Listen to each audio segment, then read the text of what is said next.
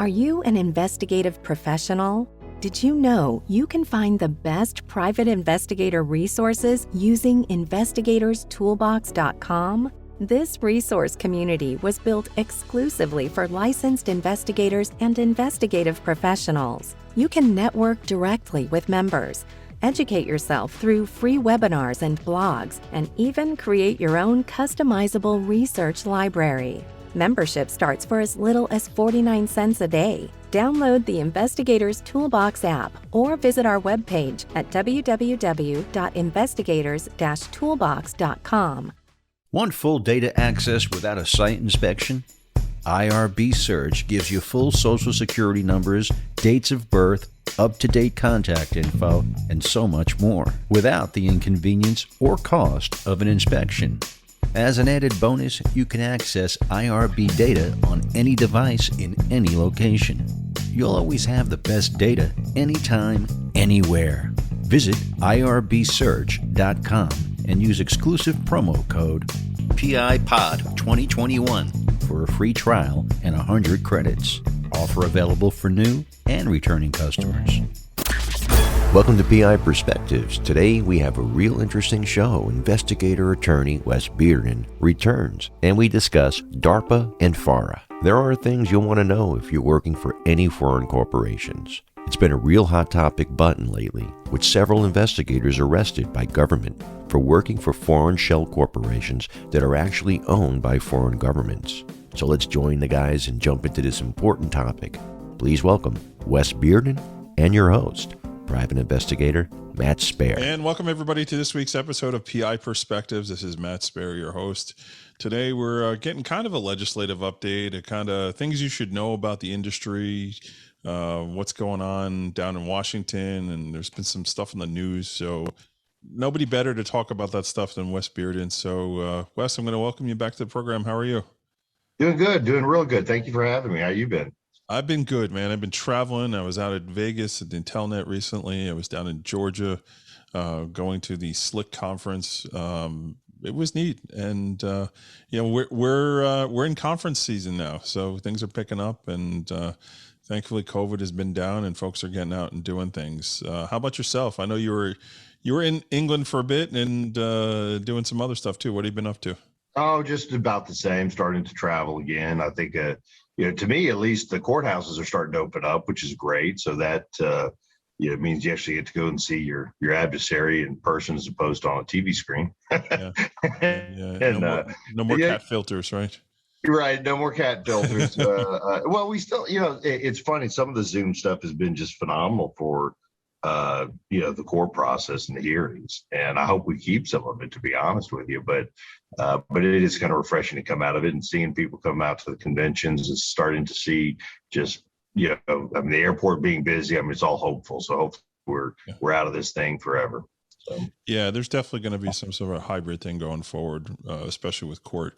I attended a webinar from the Trial Lawyers Association New York recently, where they were, they passed a bill allowing virtual notaries, but you got to jump through a lot of hoops to get it done. So, jumping on that webinar was very educational for me, to make sure that I'm compliant with what I need to do going forward to get that stuff done. And even with depositions, I'm noticing a lot more happening. I share office space with an attorney, and just the whole attitude of the depositions is so much more laid back, and people are more agreeable to get things done. I think the judges like it better too.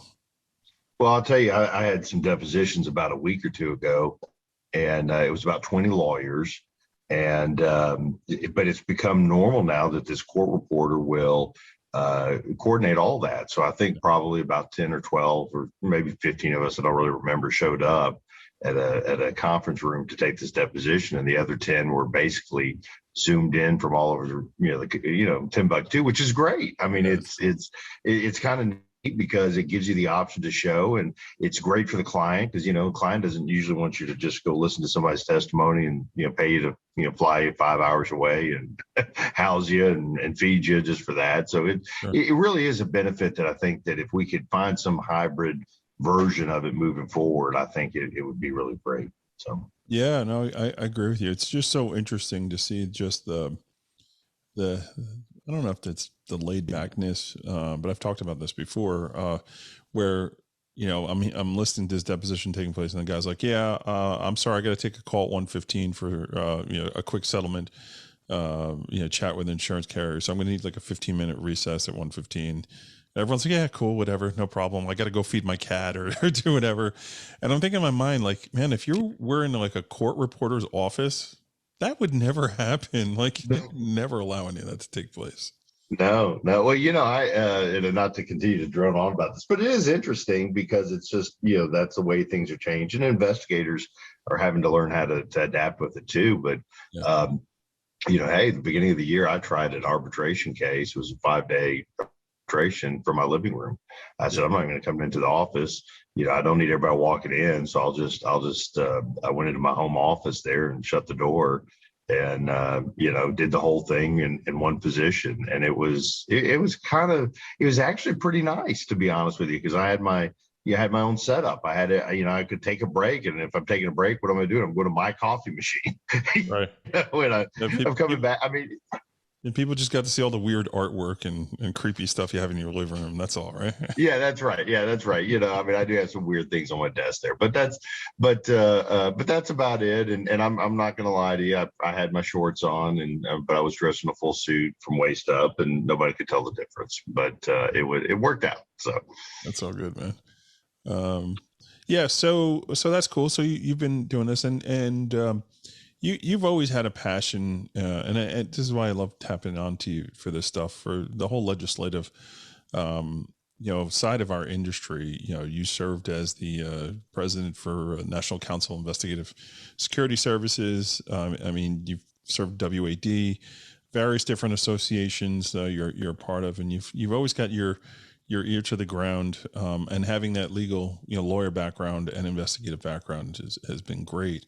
So we had an issue come up recently that through NCISS we were chatting about, and I had asked you to come on to talk about this stuff. And it involves working with foreign nationals and these corporations that basically maybe shell corporations or whatever. So we wanted to just discuss that and get the word out on what you should do, and maybe just give us some tips for dealing with that stuff. So, let's dive into it a little bit. Tell me, you have knowledge on some of this stuff. So, tell me what your perspective on it is.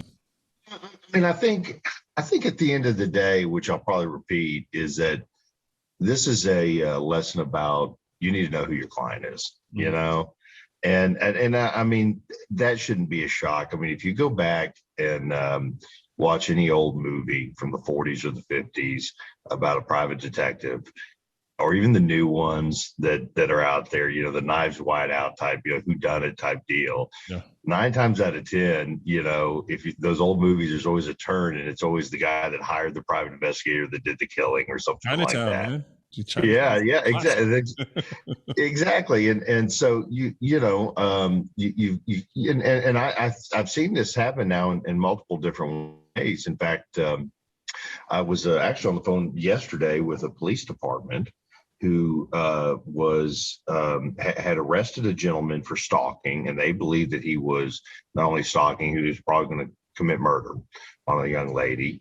And they think that he duped a private investigator for some information, but they didn't know, and they were trying to figure out what the legal ramifications and where that all would shake out at. And so I helped him out a little bit on that. But that was what we used to worry about years ago, is that you would have a single man call up and say, "I want to find Susie Q," and you would just provide them the information, and then all sorts of things would happen. Most investigators kind of instituted their own kind of protocol to protect that. For instance, if we're doing a surveillance in my group, we particularly on a family law case, we're not going to give you an immediate update. We'll call you the next day. What's the reason for that rule? Well, the reason for the rule is make sure that we're doing our job out there. But the real reason is that we don't trust that you're not going to become inflamed and go out there and meet them at the hotel. So, sure. So there's a delayed updates. That's very common for investigators. NCISS adopted a little thing that if you're a member of NCISS, you agree to it, which is you're not going to locate a single person for another single person without taking some precautions. And those precautions can be checking your client out. They can be, creating a mailbox system. Listen, I'll find them. You write a letter. I'll give it to them. If they want to make contact with you, we'll work it out. Sure. If they told me no, well then you're out of luck. But there's all sorts of rules to that. What FARA has done is kind of put all that on steroids. And what happened is we've had now a few cases where a private investigator will get hired, and he'll usually get hired for some type of case that's pretty normal for you. For instance, the ones I've heard a lot about is, well, this individual owes us money. We'd like to know what his assets are, where he lives, where his cars, where his property is. We'd like to know, what his daily habits are, things like that. Right. Is he, well, that's a pretty common case, and you probably charge whatever you charge for that, a few $1,000s or whatever, to figure that out. Well, in those, what we found is that a couple of those cases, the guys who are actually hiring you are intelligence agents from foreign countries who are trying to get that information without having to expose themselves. And probably the biggest offender of that is the People's Republic of China. And no, they don't do that. That never happened. Well, that's what they're doing. And of course, they're doing it through companies and that look legit. Of course, if you're in China, most companies in China are owned by the Chinese government, at least if they're any size. And so it makes things very difficult. And so that's how we're seeing. We've actually had one investigator recently, but that's not the only one. We've had a couple of investigators who have been who faced criminal prosecution because they thought they were working for a legitimate client. Turns out they were working for a foreign government. So yeah, it's scary, man. Like not doing your due diligence on that. I mean, this is why, like, for me personally, I always made the decision just to kind of keep it to personal injury cases because, you get so many phone calls, especially the name of my business being Satellite Investigations. Like, they come out of the woodworks for the satellite images of things, right? So, in hindsight, it's like maybe it wasn't the best name, but I'm too far in. There's no going back now. Right. And really, it's always, I always want to make sure that your investigators know the rule. The rule is this. And look, if you're in the DC area, you know what FARA is. Everybody that works in DC knows what FARA is. So break it down for people that don't know what is FARA. Sure. FARA is a Foreign Agent Registration Act. And if you're in DC, you can represent a foreign government or quasi-foreign entity like China or North Korea. I mean, North Korea has lobbyists in DC, believe it or not. Right. And it's fine as long as you register with the federal government, and there's ongoing registration things that you have to do, like lobbyists. Well, part of FARA says, well, if you're there to locate information and return it back, well, isn't that what we do? Find information and give it back to them. Right. And you're working for a foreign government or a foreign entity, or a foreign quasi-governmental entity, then you have to register. Now that doesn't mean that if your Chinese client calls and says, I'm divorcing my American husband, you probably can work for them automatically. That's not an issue, But if the Chinese client calls and says, well, I want you to find for my company that happens to be the Chinese government X, Y, and Z, well, then you probably have a duty to register. And so you've got to start, kind of thinking about that, figuring out how that's going to work.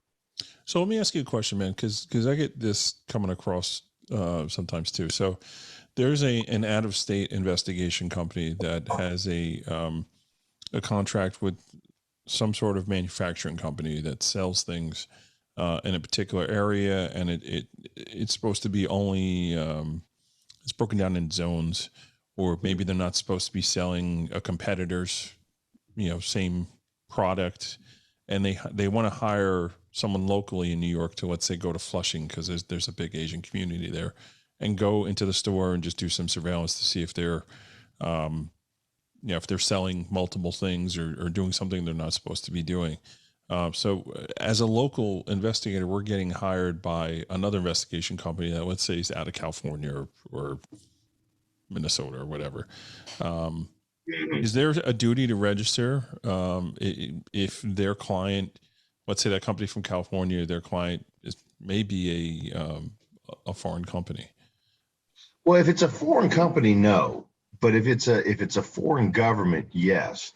And the problem is with China is that a lot of times their companies are the government. You just don't know who owns those companies, right? Right. But I think you also get to another problem, which I've seen for years, and that is, look, we are a shrinking group. I mean, everything you look at, we're shrinking. I mean, we're not getting bigger.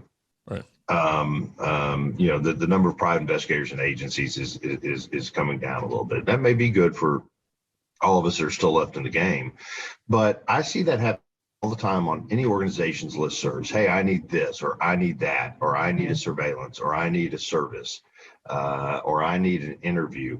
And unfortunately, I think what we're going to have to start doing is talking to each other. Well, what are you doing this for? Well, this is, it's a criminal defense case based in Vermont. Okay. I always do that. Yeah. If I'm taking something on, I'm interviewing the PI it's coming from, for sure.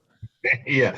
But I do worry about our guys and gals not doing that. And I think that if you're not understanding who your ultimate client is, and it's not who pays your bill usually, it's the person who rears on the line. It's usually the company or the individual or it's in the criminal or the civil litigation or whatever it is. So I really think it's important for our investigators to be doing that. And I do worry because I do see business swapped over that thing quite a bit.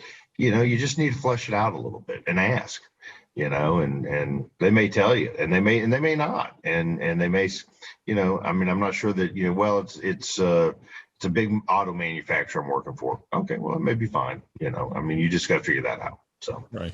So always know your client. That's really what it comes down to.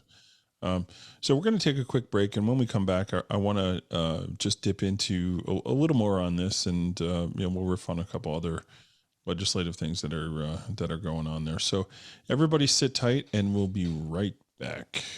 Is a good case management system keeping you from taking your business to the next level? Crosstracks is the premier case management system for the investigative community. They're the only SOC 2 certified case management software available. Visit crosstracks.com, tell them you're a listener, and save even more. Get a plan in place for the new year to grow your business to the next level. Looking for an insurance agent that puts you first? Every PI business is different. That's why OREP Insurance can shop multiple markets to ensure you get the best coverage to meet your unique business needs.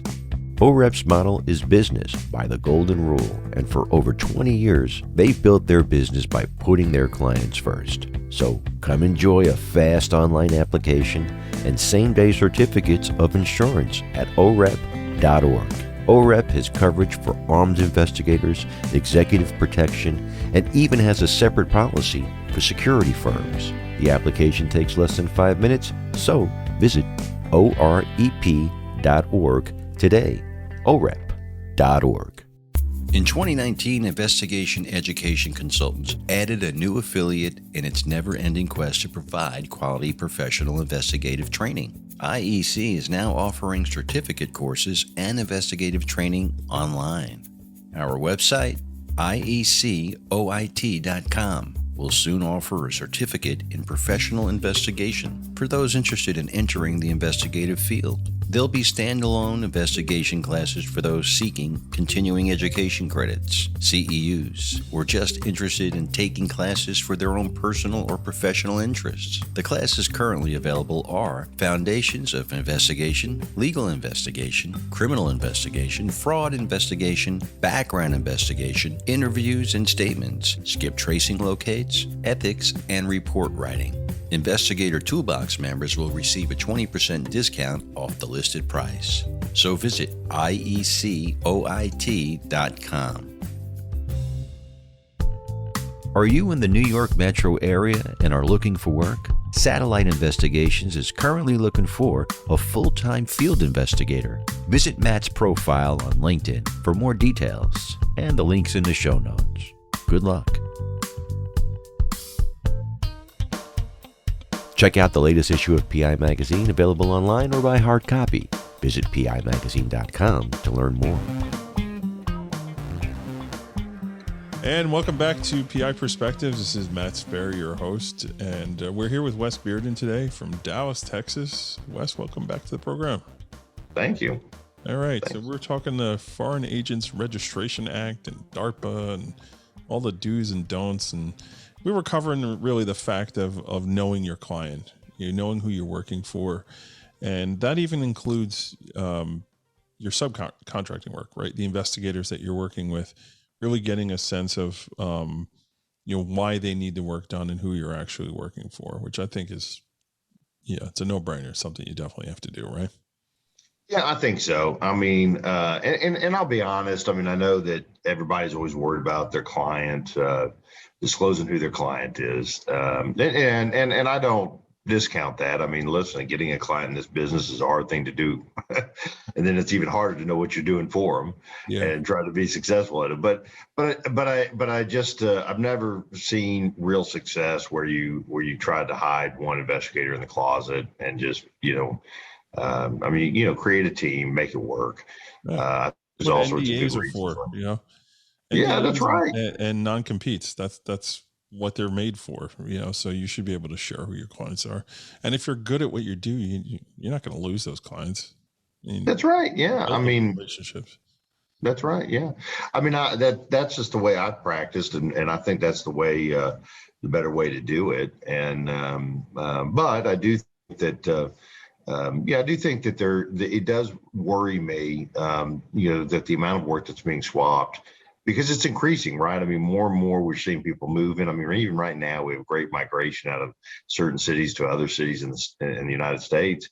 And, you're going to have cases across state lines all the time now. And so I think it's just a matter of, the real lesson here is know who your client is. And if you think that your client is a foreign government or a foreign government agency, and that, that can be, you're thinking, is that the KGB? Sure. But it could be the Department of Transportation for Moldova. You know what I mean? So watch those guys. They're sneaky. Yeah, that's right. But if you think then you probably need to get with a lawyer or figure out how the best way to work it, and there's all sorts of exemptions. I don't know that it's worth our time to go through for an hour and talk about, but a lot of times I have found, and I'll tell investigators this, that, if you can get your client to a lawyer, if they don't have a lawyer, even if it's a big business, there's a lot of protection for the investigator there. I mean, because it really places all the duties now on the lawyer themselves. And so I would really kind of encourage that. I think we're kind of getting to a point in all law now, or investigations, where it just benefits you to make sure that you got a lawyer involved in it. That's my company policy. I mean, I get phone calls from people all the time, and my first question is, do you have an attorney? They say yes. I said, okay, well, have your attorney call me. And selfishly is because I want to make sure I'm getting paid. Yeah, so, right. The attorneys have escrow accounts, and it's pretty good chance you're going to get paid on things. But the other thing is making sure that it's all legitimate. And, I think if a lawyer believes in a particular issue enough to take it on, that's good enough for me. And, you bring up a good point with having that protection, right? Is extended. You as an agent of that law firm, you're now covered a little differently, in that sense. And I think one of the other things too, you got to be really careful of, and there was a case up here in my neck of the woods where, somebody got tangled into all this stuff, and they did things that were a little bit unethical. And you really have to ask yourself, if someone's asking you to do something and it doesn't feel right, it's not within the scope of what we do professionally, you really got to ask yourself, should I do it? In this particular instance, something was done and a guy got paid for it. Now he's facing real jail time, and it's just not worth it, right? Right. Those stories are all over the place, to be honest with you. The other thing too, and from a business perspective, and I do a lot more of it. I mean, particularly in kind of the commercial type litigation and that I'm dealing with nowadays. I get a lot. I personally get hired a lot of times as a conjoiner, basically, maybe not as the trial counsel, but maybe as the second one, or the guy who's going to try the case, but there's two other lawyers who are going to watch me. Your bridge, Wes, your bridge. Right. I get it. Yeah. But as an investigator, you can work like that. I mean, if you get somebody who calls you and says, well, I don't have a lawyer, the good business thing to do is, well, let me give you three of my lawyer friends who I think are pretty good, and you can call and choose them. Here's what the price ranges are, and once you talk to them, and then get back to me.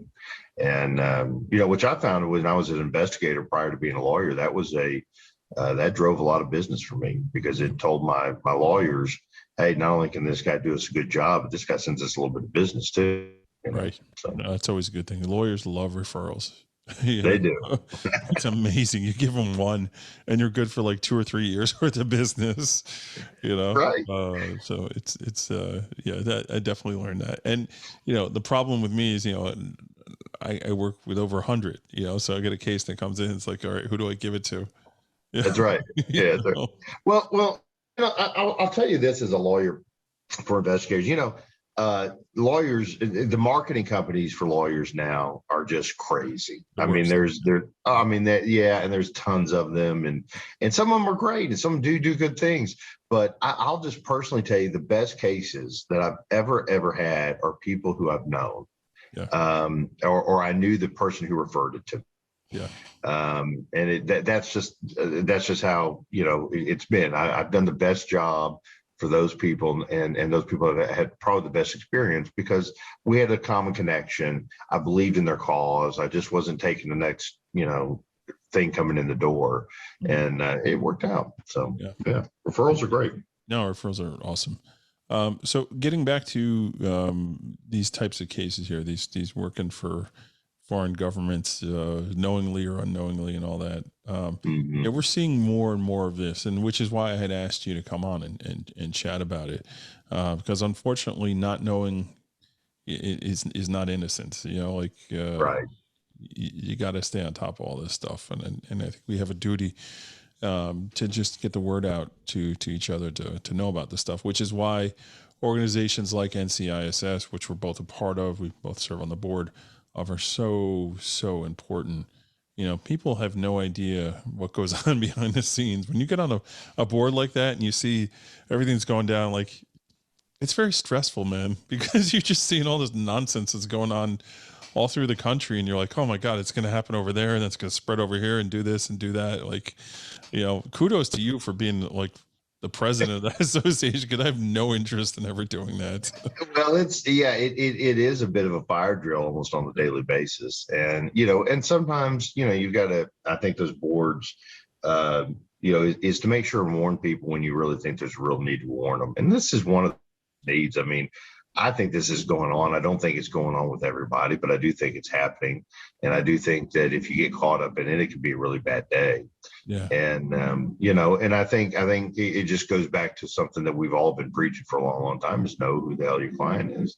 Yeah. And you also, look, I mean, I'm sure that there's probably some meeting in the People's Republic of China that's going on like, well, they figured us out on this one, but we're going to have to get a little bit more clever. Darn that Wes Beardon. Yeah. That guy's everywhere. Yeah.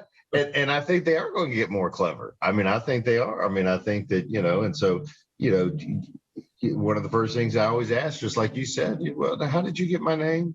Yeah. Okay. And just because you don't know your client, I mean, you can research your client, sure. But, again, there's other things that you might be able to do, like refer them to a lawyer, work with another attorney, try to share the risk a little bit.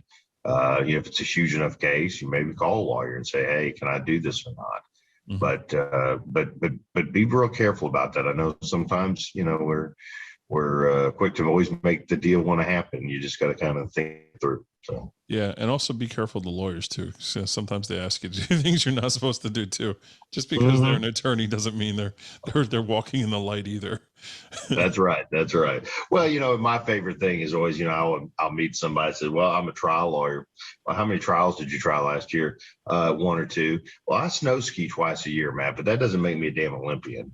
I mean, you really have to understand. You're right. You have to understand who your lawyer is and what do they have the type of experience for this type of stuff, and on and on. But I'd same thing for investigators, right? I mean, you just have to feel everybody out. Not everybody's the same. So that license is a minimum.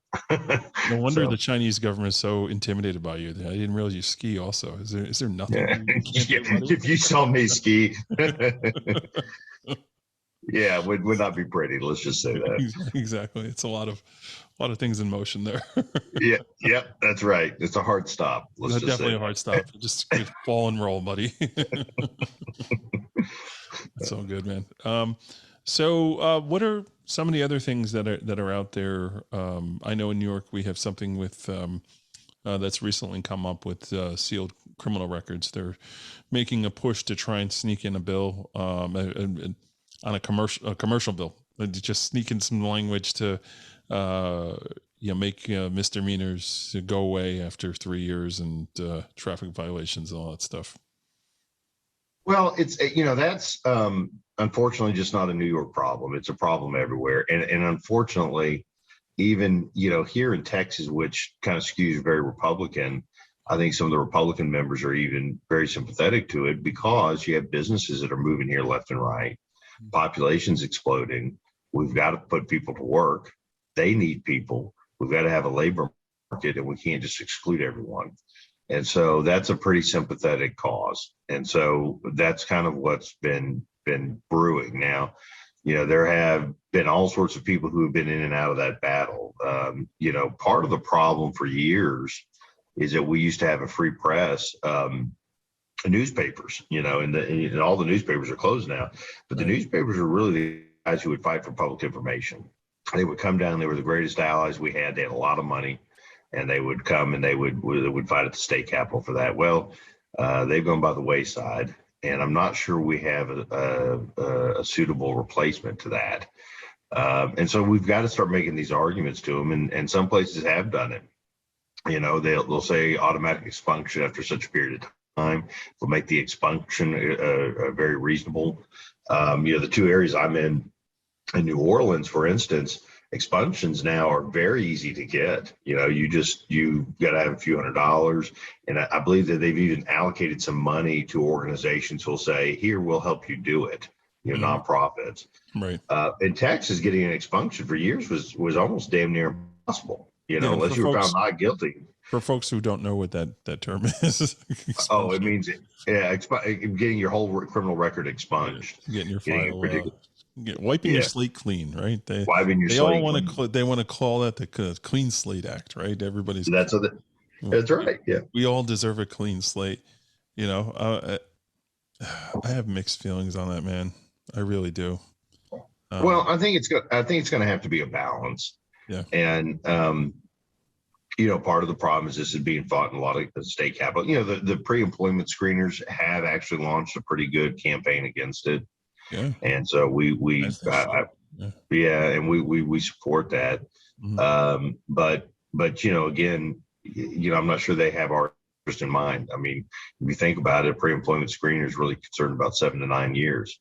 As a private investigator, you're probably concerned about 25, 30 years because that's. Yeah. The thing that also concerns me, Wes, is the language in there with the vehicle infractions, because for me, personal injury cases and wanting to know driver history and things like that, that's important.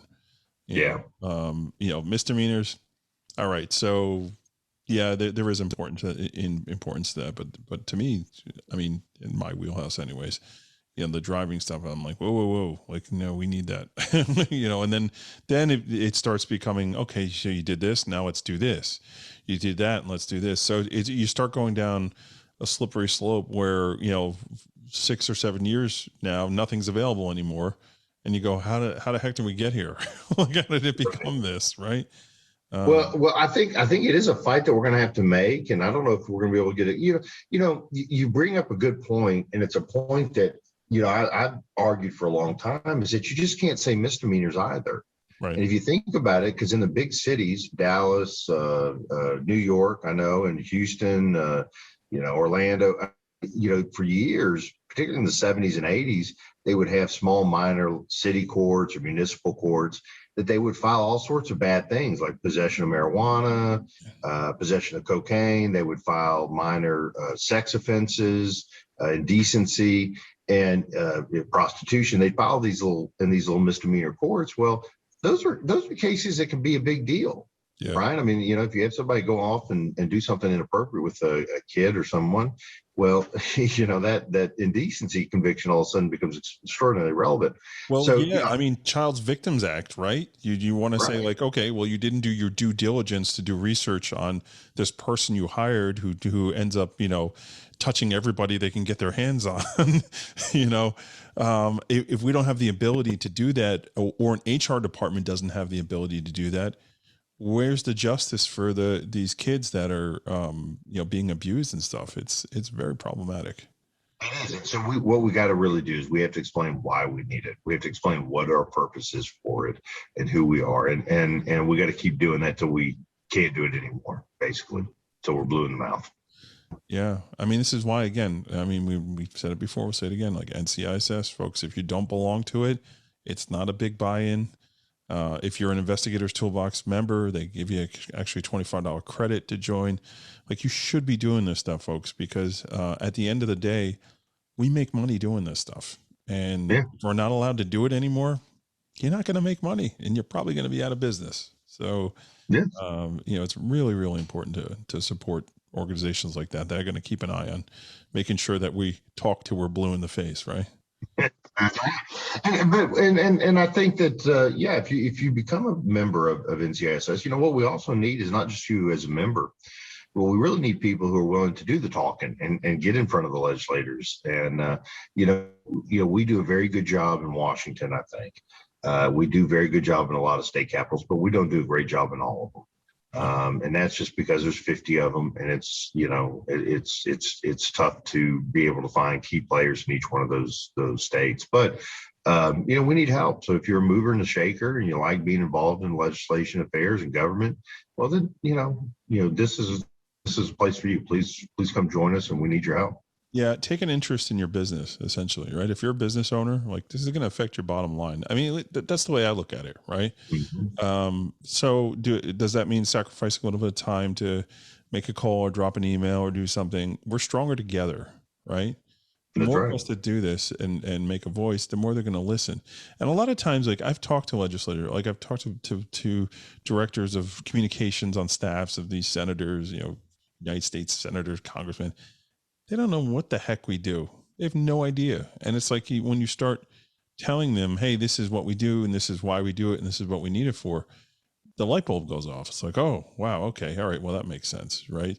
That's the other thing to remember. Like, it's the director of communication is who you want to talk to, not necessarily the person who's casting the vote because they're leaning on their staff for them to tell them what to do, right? Well, the staff is, I mean, listen, and it doesn't matter where you're at, but every staff member, every legislator's staff is young, for the most part. Yeah. That's probably all that they've really done. They really don't, no offense, but they just don't have a connection to the real world. And so you've got to explain it. And we, a lot of times they don't understand, why we need what we need. And, that we are a cog in the wheel of the justice system, and we have a purpose here. And if you take us out, it's not going to run as smooth as you'd like to think. So that's part of the problem.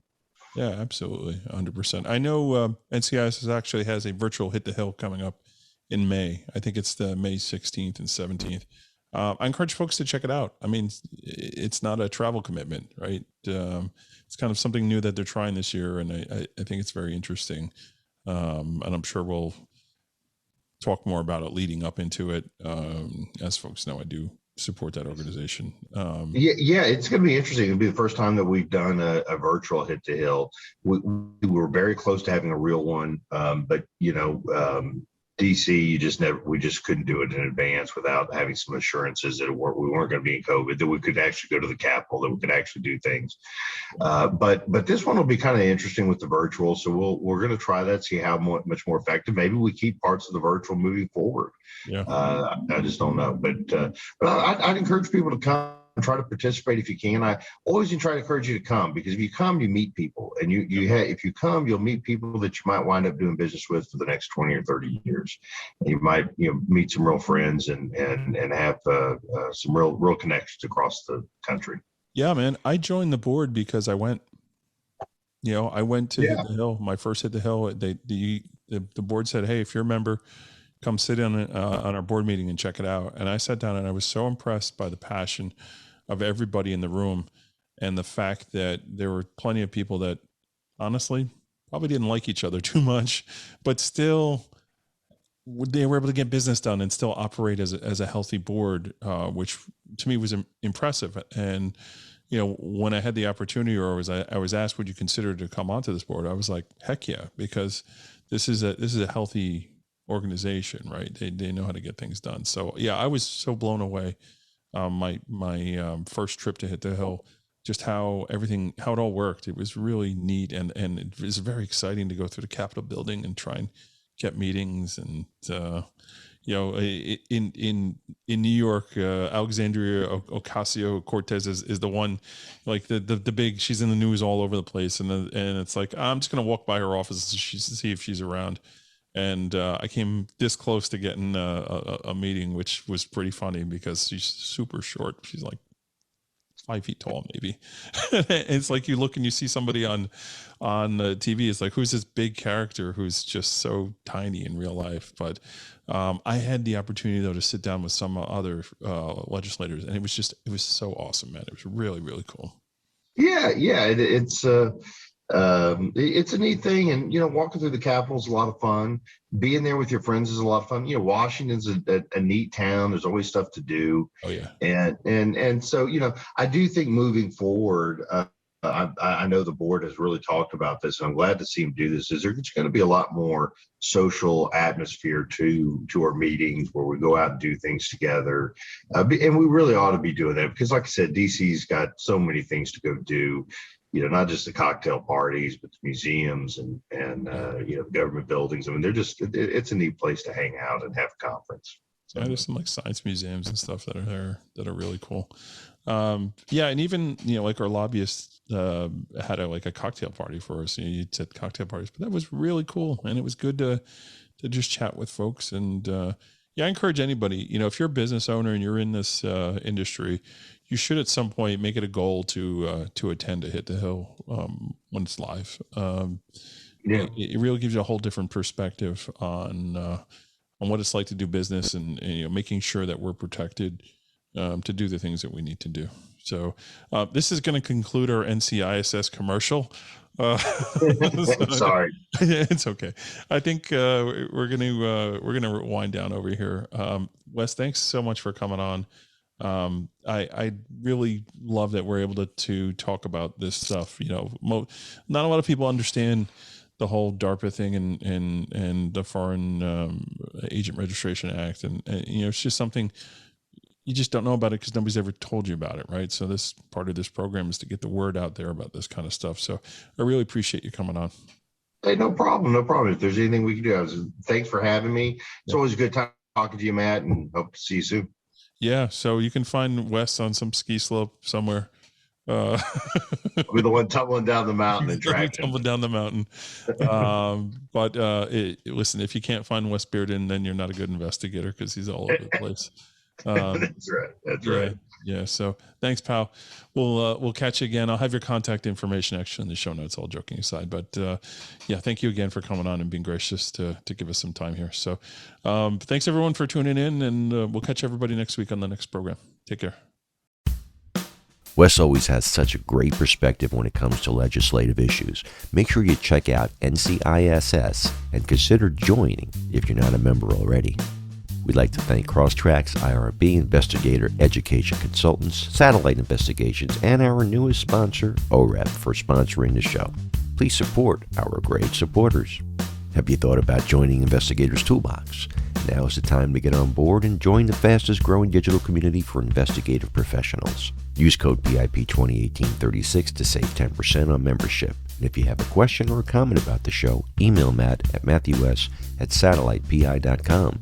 You can also find him on LinkedIn, Instagram, and Facebook. We want your feedback to bring you the best shows possible, and we'll be back next week with a new show, so make sure you tune in and stay safe out there.